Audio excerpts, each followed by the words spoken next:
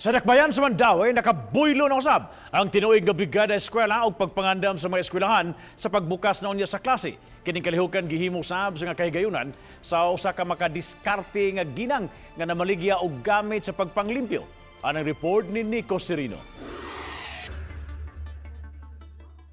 Usa ka yano nga programa ang gihimo sa Mandaue City Central SPED School agi og pagbukas sa brigada eskwela. Gitambungan kini sa mga magtutudlo, DepEd officials, stakeholders ug mga ginikanan sa mga estudyante sa elementarya ug high school.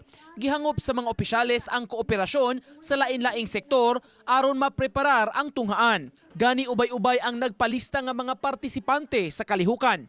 Wa maglangan ang tanan ug milahos dayon sa pagtrabaho. Kunang uban na busy sa pagpanglimpyo, may ubang mga ginikanan sab ug magtutudlo nga giatiman ang pagliha sa mga armchairs aron ma-varnish pagkahuman.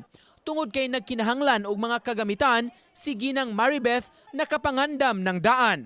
May dala siyang pipila ka mga materyales sa pagpanglimpyo nga iya ra sab gipaulian sa iyang makauban nga ginikanan nga wala makadala niini. Sama na lang sa sandpaper, trapo ug brush. Bisan gani face mask, may baligya sab siya aron dili mahanggab ang abog samtang nang limpyo. Kay kada brigada mao man dinadalo no, mga silhig. Pero dasad paninda. Mo to nga nagdalo lang tayo. Dala ni Liha, trapo, silhig. Mula na't pa hangtod sa Sabado ang brigada eskwela. Maong nang hinaot ang tagduma sa eskwelahan nga daghan pa ang mutabang. Naama may mga stakeholders nga kanang gitawag og walk-in, no, nya gitawag og kanang nalay manawag nato nga monganhi, no, nya.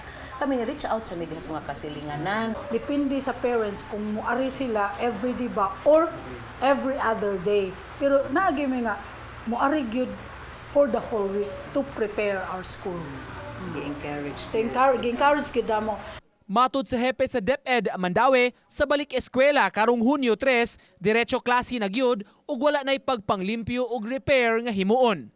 Welcome kay sila nga mutabang para sa pagpanglimpyo, pagpangandam labi na gyud ani ato mga elementary schools kay we cannot expect our small kids nga mao jud ang mo abaga og panglimpyo todo ani after the 2-month vacation time.